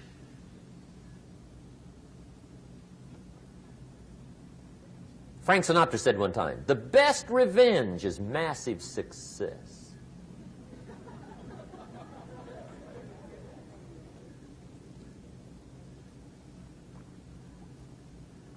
Hey, get you a long enough list of reasons so that after tonight you never lack for inspiration. You might not have all the answers right away, but you can get the answers if you can get the reasons. Now, let me give you a little simple formula for goal setting. Okay? We take 2.5 hours on the weekend for the whole 10-year plan. We don't have time for that tonight. But let me get you started with a little simple formula Mr. Schoaf gave me. And maybe this will be helpful. First of all, I've divided goals into two parts. First is long range. Long range goals. That's your dreams. Your dreams for the next 3, 5, 10, 20, 30, 40 years. Actually, the rest of your life. Your dreams. You've got to keep dreaming. Ronald Reagan, president, said to the joint session of Congress a few weeks ago, the Republic is a dream. And if we don't keep dreaming, we will lose the Republic. Your better future is a dream for yourself and for your family. Where do you want to go? What do you want to do? What do you want to be? What do you want to see? You've got to dream dreams. There's a Bible phrase that says, without dreams and visions, people perish. You've got to have something to go for that inspires the heart and the soul. Dreams. From the children of Sanchez, it says, take the crumbs from starving soldiers, they won't die. Take the bread from hungry children, they won't cry. But without dreams, we all will die. You've got to dream. Don't lose your dreams for yourself, for your future, for your family. The dreams of love and enterprise and travel and doing things, becoming something unique on your journey here. Don't lose your dreams. Do some dreaming. That's long-range goals. You've got to have those. So that's number one. Here's the second part of goals, short range. Short-range goals. That's your goals for tomorrow, this week, this month, this year, the immediate future. We call these confidence builders. Because if you set up something short-range, go for it, get it, latch onto it, work hard, accomplish it.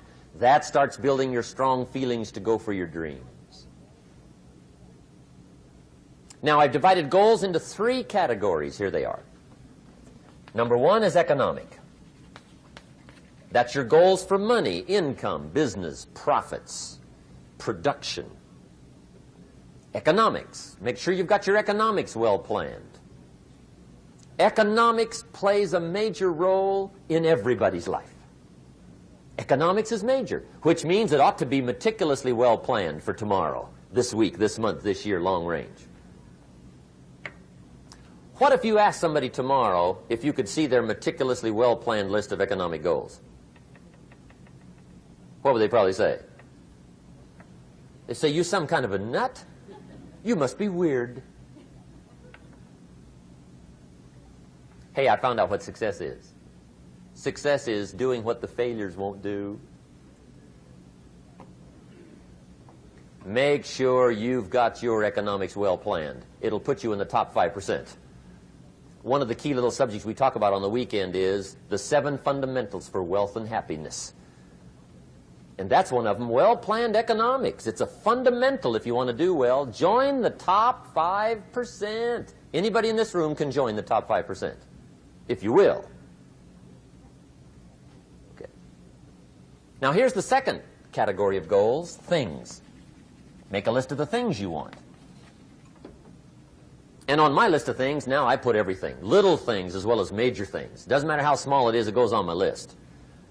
I used to just put major things, cars, homes. I don't do that anymore. I now load my list with everything. Everything.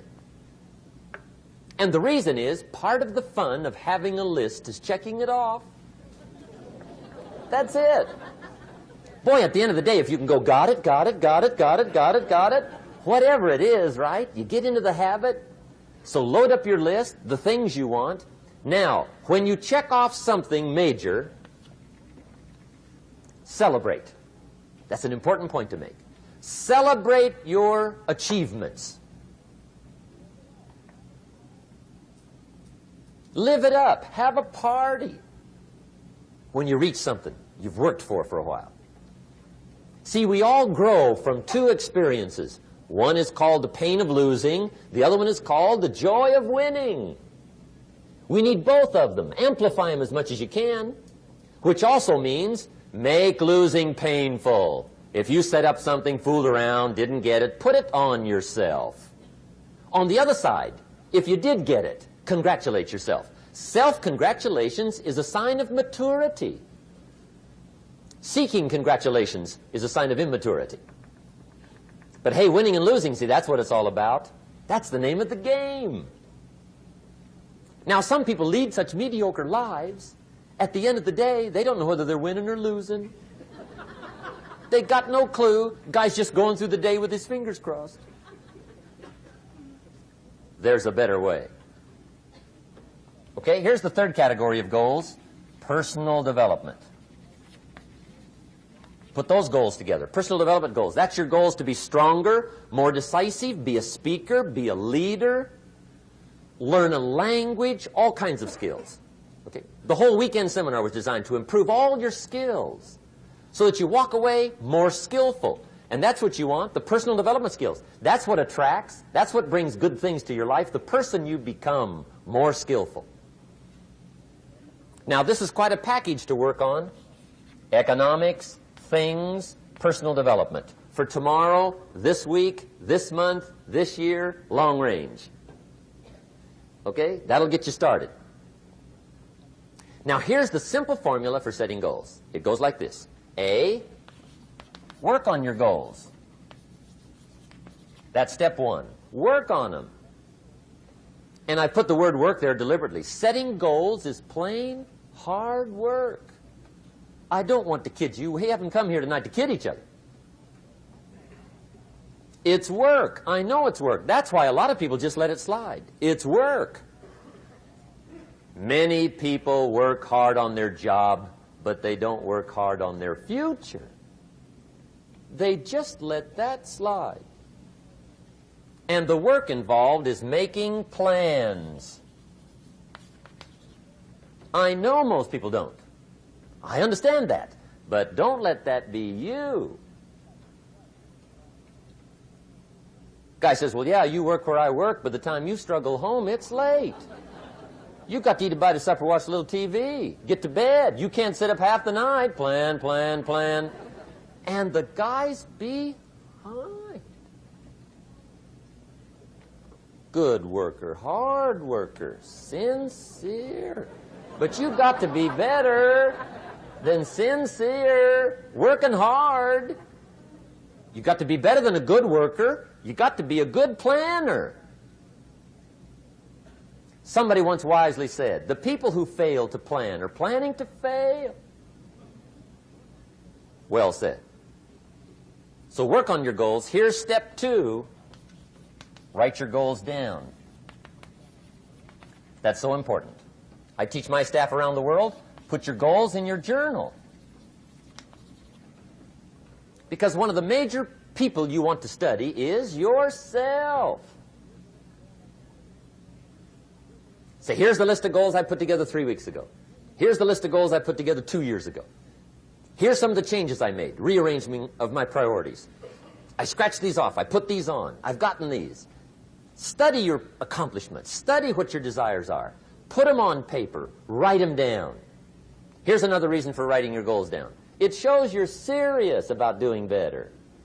And to do better, you got to get serious. You don't have to be grim, but you must be serious. Everybody hopes things will get better. Everybody hopes. Poor people hope. That ought to tell you something. It means the future does not get better by hope. It gets better by plan. I used to have the affliction called passive hope. It's an affliction. It's bad. Probably what's even worse than that is happy hope. Now that is really bad. That's bad. Happy hope. The guy's 50 and he's broke and he's still smiling. See, that's not good. So get serious about your goals. Put them on paper. Write them down. There's all kinds. His goals, her goals, their goals. Business goals, financial independence goals, family goals. I mean, there's so many things to work on this that if you don't get busy and work on it, sure enough, the time will pass. And sure enough, 5 years from now, you'll wind up where you don't want to be, wearing what you don't want to wear, driving what you don't want to drive, being what you don't want to be.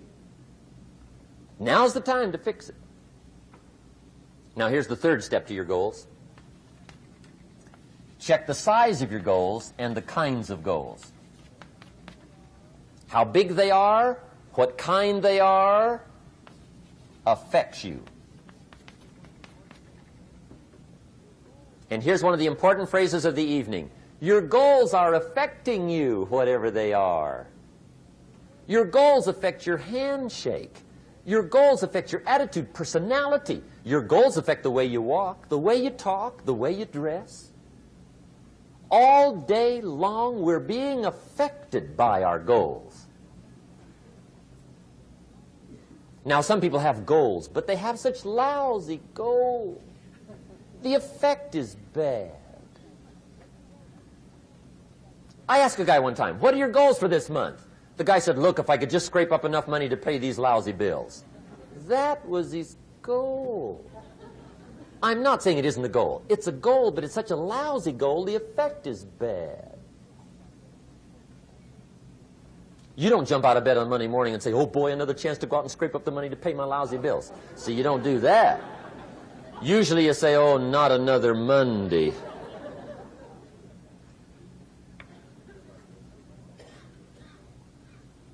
And some people have so given up on life, they have joined the thank God it's Friday club. How sad. Surely those are the same people, when life is over for them, will say, thank God it's over. Let me give you a Bible philosophy that teaches how to get whatever you want. That's the title of the next set of notes. How to get whatever you want. From the Bible. Now again, I'm an amateur when it comes to the Bible. I'm not a pro. But this I can quote, and I think that'll be sufficient. How to get whatever you want. Here's what it says if you're ready. It says, ask.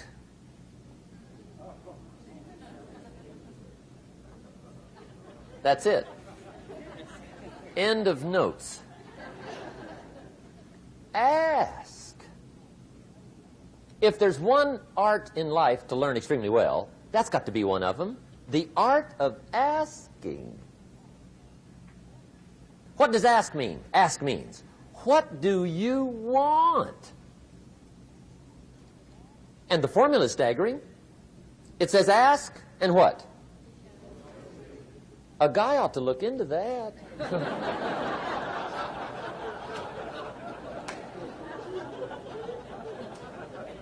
He says, yeah, but you work where I work. By the time you struggle home, it's late. You got to eat a bite of supper, watch a little TV, get to bed. You can't sit up half the night, ask. And the guys behind. See, you've got to be better than a good worker. You've got to be a good asker. Now, let me give you 3 key points on asking and receiving. This can do it.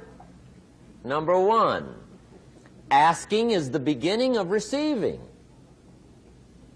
Asking starts a unique process, mental and emotional. I don't even know how it works. All I know is it works. It's like pushing a button and all this machinery starts working. I don't know how. It just works. There's a lot of things you don't need to know how. Just work them.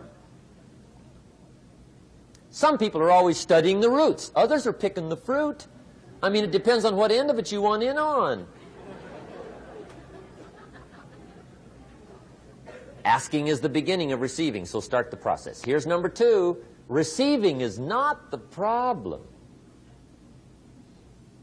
Receiving is automatic. Now, if that's true, receiving is not the problem, what's the problem? Failure to ask might be one of your major problems. I don't know. Check it out. The guy says, oh, now I see it. I got up last year and hit it every day, but there's not a scrap of paper with my goals on it. Good worker, poor asker. So you got to change that. Here's number 3. Receiving is like the ocean. There's plenty, especially in California. It's like an ocean here.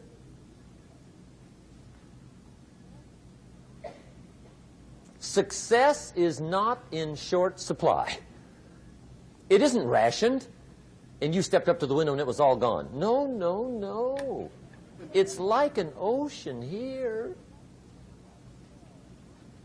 Now, if that's true, what's the problem? Well, some people go to the ocean with a teaspoon.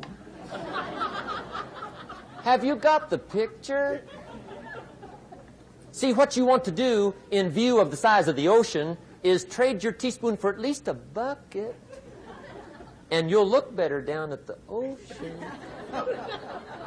Kids won't make fun of you, right? Okay. Now, there's 2 ways to ask, and we'll wrap up goal setting. 2 ways. Here's number 1. Ask with intelligence. It didn't say ask intelligently, but I'm sure it meant that. Don't mumble. You don't get anything by mumbling. Be clear. Be specific. Intelligent asking means how wide, how high, how soon, when, what size, what color, how much. Define what you want and describe what you want. That's powerful. In the weekend seminar we teach, goals become like a magnet. They pull you that direction. And the better you describe them, the more they pull. So ask intelligently. Here's number 2. Ask with faith. That's the childish part of the equation. Believe you can get what you want like a child. Not an adult. Adults are too skeptical.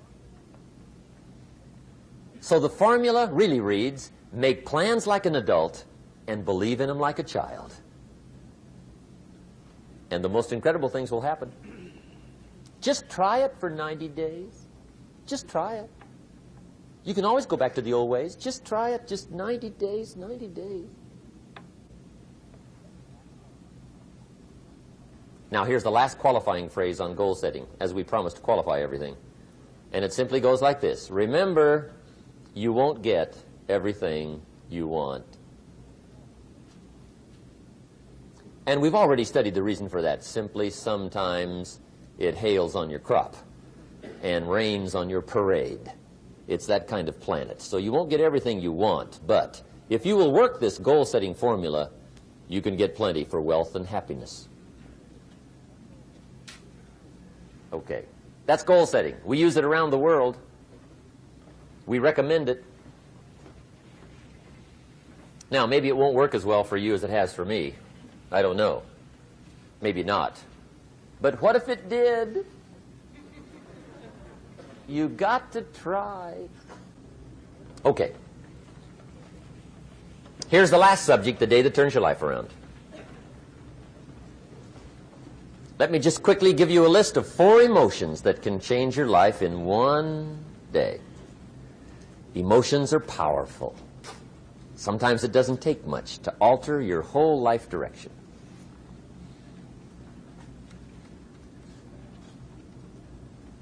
Okay, here they are. Number 1, disgust. Powerful emotion.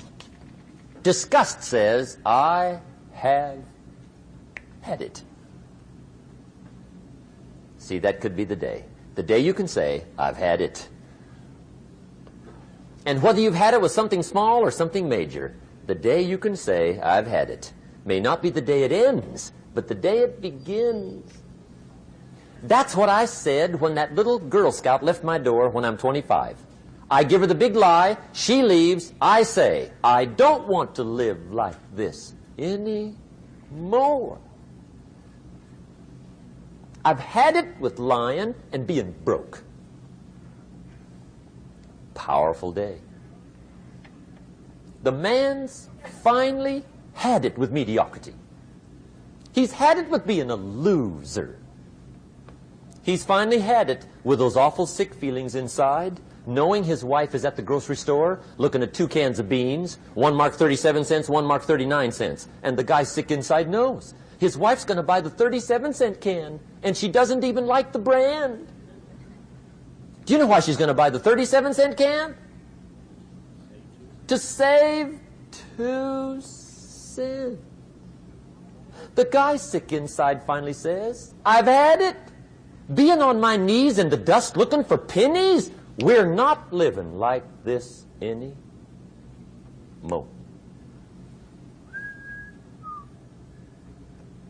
Could be the day that turns your life around. The day you can say, I've had it. He walks into his closet and rips everything in it to shreds and says, I've worn this embarrassing stuff for the last time. And not only will I never wear it again, no one else will ever wear it again. Commit an act that says, I've had it. Powerful. Here's the next one. Decision. And decision-making is powerful. And it's emotional. That's those knots in the pit of your stomach, right? Waking up in the middle of the night in a cold sweat, trying to decide. We sometimes call it inner civil war. What shall I do? Well, for progress, you must decide. The best advice I can give you came from a wealthy friend of mine who said, if it's easy, do it easy. If it's hard, do it hard. Just get it done. If you went home tonight and in the next few days cleaned up a whole list of decisions, that might furnish enough inspiration for the next 10 years. I found this out many times after you've decided. Getting on with it is easier than deciding. Sometimes decision is the toughest part. Here's the next emotion, desire, wanting to bad enough. And I don't know how to tell you to want to. That's something you've got to come up with. There's 2 things I know about desire. Number 1, it comes from inside, not outside. You don't send off for it. Number 2, I know desire can be triggered by something. Who knows what it might be? Sometimes desire waits and sleeps for something to happen. Maybe it's a book, maybe it's a song, maybe it's a sermon, maybe it's a lecture, a seminar, maybe it's the conversation of a friend, a happening, an event. Who knows? The best advice I can give you is what I give my staff. It goes like this: welcome every human experience. You never know which one is going to turn it all on. Even the bad experiences. Sometimes from the bitterest experience comes the greatest awakening. So let down the barriers, take down the walls. The same wall that keeps out disappointment keeps out happiness. Let life touch you. Don't let it kill you, but let it touch you. Here's the last one. This one's powerful. Resolve. Resolve says, I will. Two of the most powerful words in the language. I will. Benjamin Disraeli once said, nothing can resist a human will that will stake even its existence on the extent of its purpose. Shortly put, I'll do it or die. See, that's powerful. That could be the day that turns your life around. The world has a strange way of stepping aside when somebody says, I'll do it or die. The man says, I will climb the mountain. They've told me it's too high, it's too far, it's too rocky, it's too difficult, it's never been done before, but it's my mountain, I will climb it. Pretty soon you'll see me waving from the top. Or dead on the side, because I ain't coming back.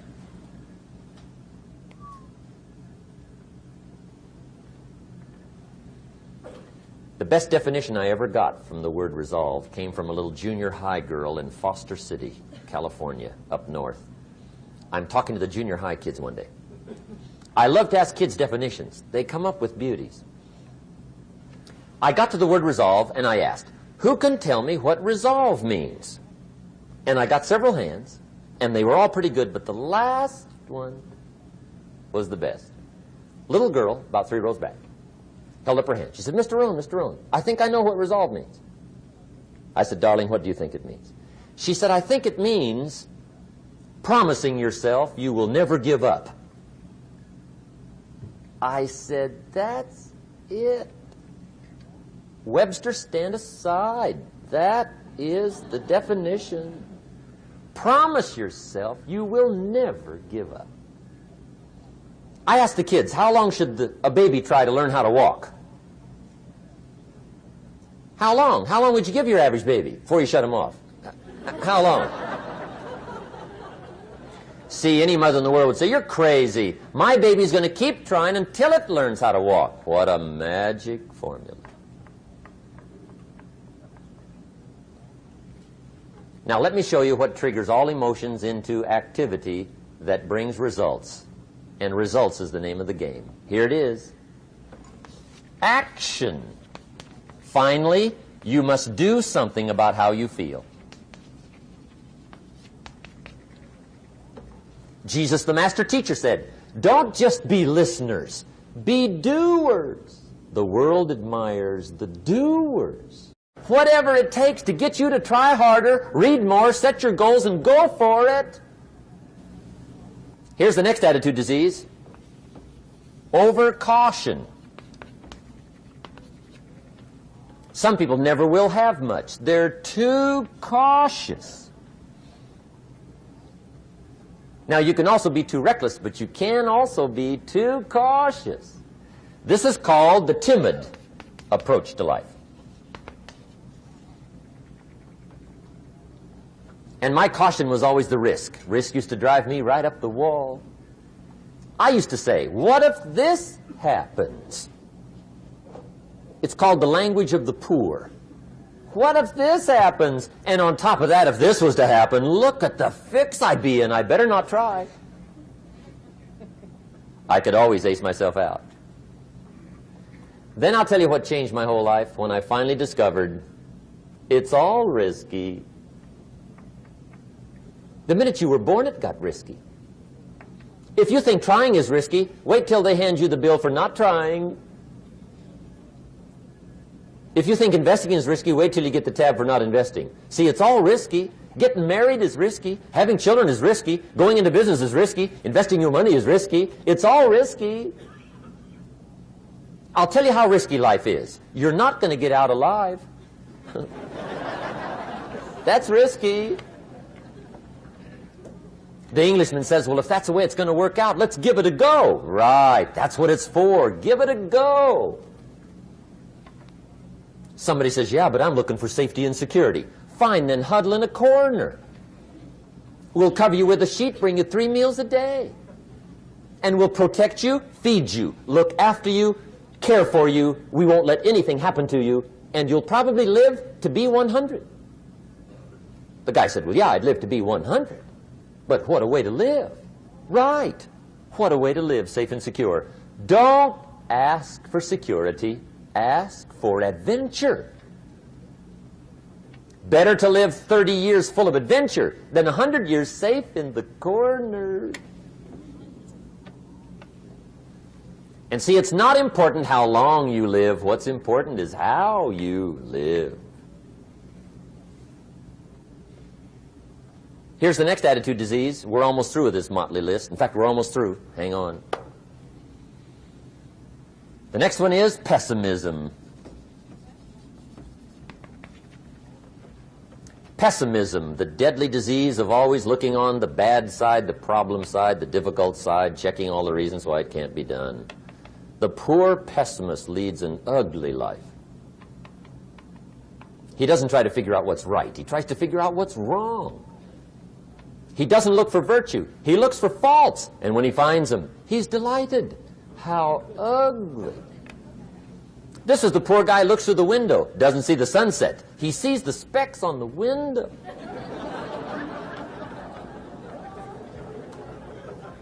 And this is the poor guy, right, who rushes up, takes such leave of his senses. This guy rushes up and he says, I've got 5 good reasons why it won't work.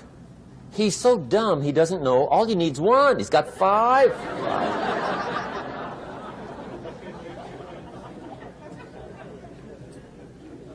To the pessimist, the glass is always half empty. To the optimist, the glass is half full. Why would the same measure affect people 2 different ways? Answer, it all depends on how you look at it. Our lives are mostly affected by the way we think things are, not the way they are. The way we think they are affects us most. There's a subject we don't have time to get into tonight called better thinking habits. One of the major things Shove taught me when I met him, he said, poor thinking habits keeps most people poor. Not poor working habits. Most people work hard, but they don't think hard. And Shove taught me that the mind is like a factory, a mental factory. And whatever you think about all day long pours ingredients into this mental factory. And that's what builds the economic, social, financial fabric of your life. He quoted me a Bible phrase that says, as you think, so you become. How awesome. When he talked about poor thinking habits, he had me. I used to start the day reading the morning newspaper. I mean, you can believe that or not. I'd get a cup of coffee and read the paper. I'd load up on wars and riots and murders and stabbings and killings and bank robberies and muggings and car wrecks and tragedies. I'd even read the back pages. I seem to like that stuff for some weird reason. I'd load up on all that, and then I'd start the day. You can imagine the kind of days I used to have. You walk around on your financial knees. They call you economic peewee.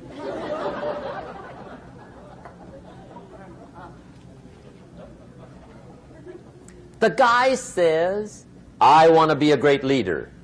Wonderful. The first thing we do is follow him to his house. When we get there, we walk in and check his library, number 1. Somebody says, well, why check his library? The reason is because what a man reads pours massive ingredients into his mental factory, and the fabric of his life is built from those ingredients. You would not believe what some people have got in their house to read. You would not believe. One of the best dressed up words I know for a lot of it is trash. Can you imagine dumping a barrel of trash into this mental factory every day and coming out with a rich, dynamic, positive life? It can't be done. You might as well try making a cake with cement.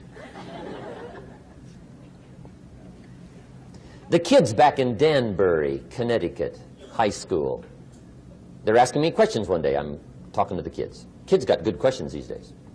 One of them said to me, Mr. Rohn, how do you build the good life? I said, it's simple. It's not easy, but it's simple.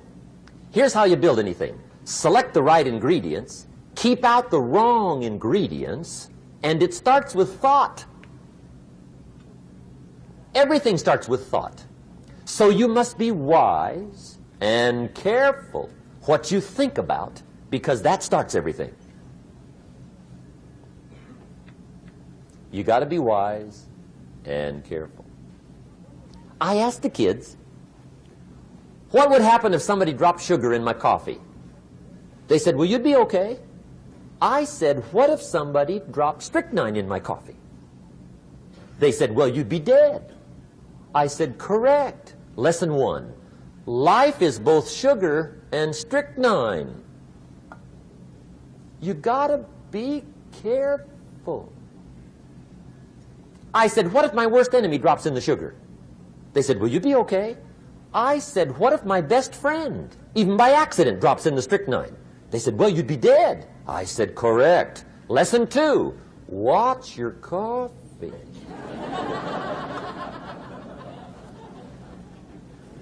You got to be careful. See, it doesn't matter who hands you the bad stuff. It doesn't matter where you get the bad stuff. It'll still do its damage on your bank account, wherever you get it. Mr. Schoaf gave me one of the greatest phrases when I first met him when he said, Jim, every day stand guard at the door of your mind. How important. Stand guard at the door of your mind. And you decide what goes into your mental factory. Don't let anybody just dump anything they want to in your mental factory, because you've got to live with the results. Okay, here's the last disease, and we're through with this list. In fact, we're almost through. Hang on. The last subject is very brief. The last disease, but this one is deadly. Engage in this one, indulge in it even slightly, and you might as well forget the future, because it's going to forget you. Complaining, crying, whining, griping, a Bible word called murmuring. See, that'll ace your future. Spend 5 minutes complaining, and you have wasted 5. And you may have begun what's known as economic cancer of the bone. Surely they will soon haul you off into a financial desert and there let you choke on the dust of your own regret. I hope I said that well, so you won't forget. It's a deadly disease. If you don't think it's bad, ask the children of Israel of Old Testament fame. Typical of us all, their story just happened to get in the book. Story says, children of Israel were slaves. God performed a series of dazzling miracles and got them out. And now they're heading for the promised land. Remember the story? Heading for the promised land. Tragedy of the story, they never got there. Reason. From day one, they started to complain. They griped about the water. They griped about the weather. They whined and cried and griped about the food. They griped about the leadership. They whined and cried because it was too far, too cold, too hot, too difficult, too miserable. I mean, they whined and cried for years. Finally, God said, I've had it, trip canceled. Or something like that. The story says they died in the desert, never got to the promised land. Which I think means 2 things. Indulge in this long enough, you get your future canceled. And I guess it also means even God himself can only take so much.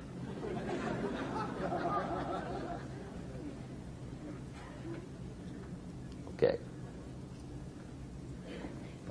Just be on the lookout of the things that can destroy all the good you start. The war is on.